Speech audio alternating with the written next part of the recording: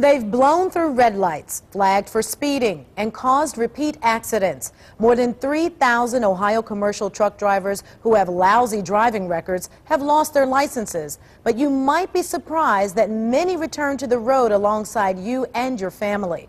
On Your Side, Chief Investigator Regan joins us with what he's uncovered.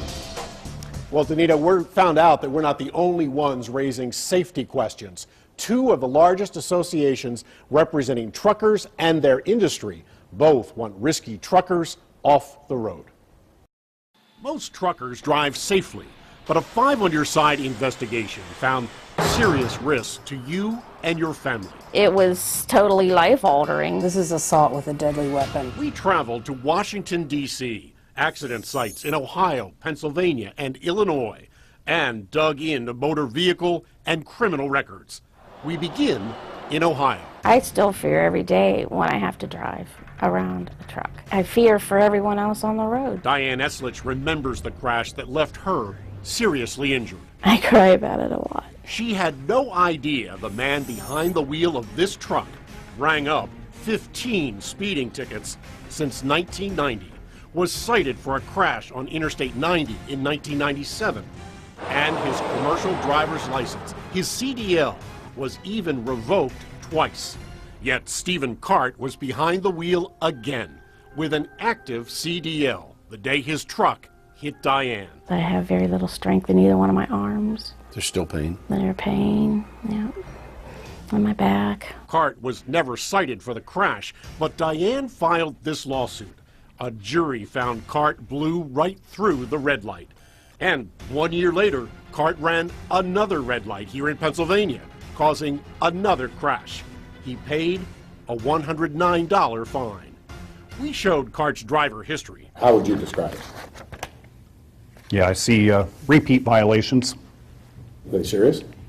Absolutely. To the Ohio Bureau of Motor Vehicles. So you could have a really lousy driving record overall and still get your commercial driver's license. Through a span of time, correct. Repeat convictions for drugs and alcohol can bring lifetime suspensions, but only 120 days for 3 speeding violations within 3 years. You could have a disqualified driver who, after a set amount of time, the disqualification period is over, they meet all the requirements to legally get their driver's license back. Including truckers like Lorenzo Seabury with histories of violent crime. After being released from an Ohio prison on drug and weapons charges, Seabury was issued this active Ohio CDL in February 2005. And just 3 months later, police found this crack pipe inside the truck he was driving. It crossed the center line along this Illinois freeway, crashing into a car driven by 22-year-old Graham Brown. Graham's mother feared he would die. Basically, the left side of his body was crushed. Seabury was charged with aggravated driving while under the influence of drugs. It's unthinkable that drivers like this would be able to have a commercial driver's license and, as the judge put it, drive, a deadly weapon. And just 10 months after being released from an Illinois prison, Seabury was behind the wheel again. Ohio issued a new commercial driver's license. Were you aware of his Illinois crash? From looking at the record today, no. That's because Illinois never reported the crash, despite an agreement to share serious violations. Did you know he served time in prison in connection with that?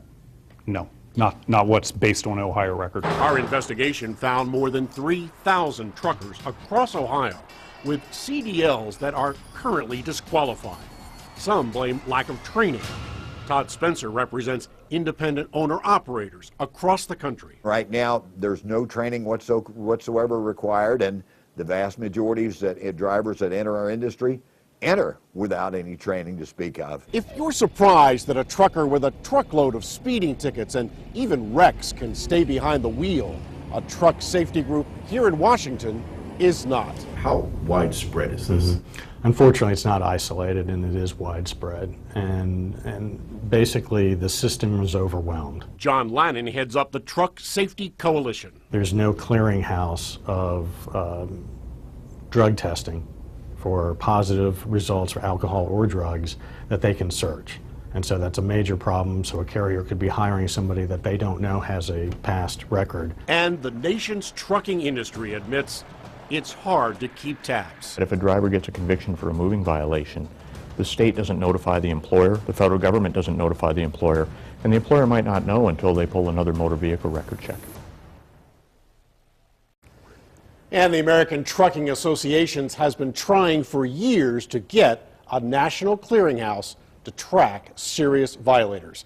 Now, neither Stephen Cart nor Lorenzo Seabury responded to our requests for an interview. You can follow the conversation on Twitter at #WoosTruck, on Facebook, and on NewsNet5.com. I'm Chief Investigator Ron Regan.